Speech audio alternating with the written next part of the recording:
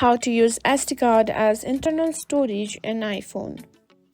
If you're running low on storage on your phone and want to expand it, you might be wondering if you can use an SD card as internal storage.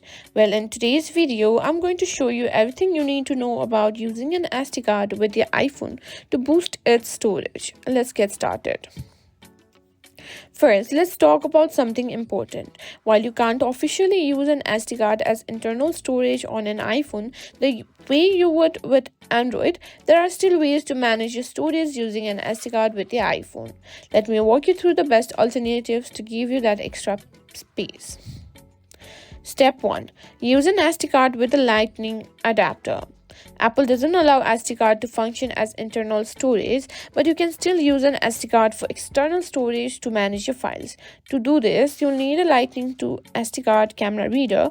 This adapter allows you to connect your SD card to the iPhone's Lightning port.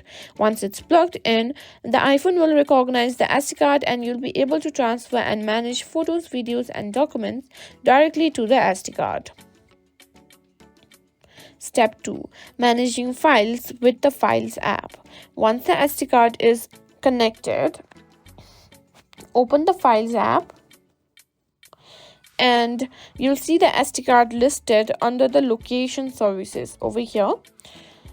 From here, you can move photos, videos, and other documents to the SD card, freeing up space on your phone. You can even create folders on the SD card to keep things organized. But remember, you can't install apps or save system files to the SD card, only media and documents.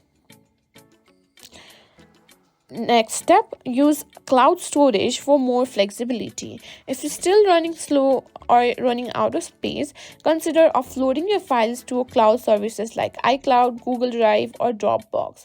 This can help you keep files organized and accessible without your phone's internal storage or SD card. And that's it. While you can't use an SD card as internal storage on an iPhone, these tips will help you manage your storage.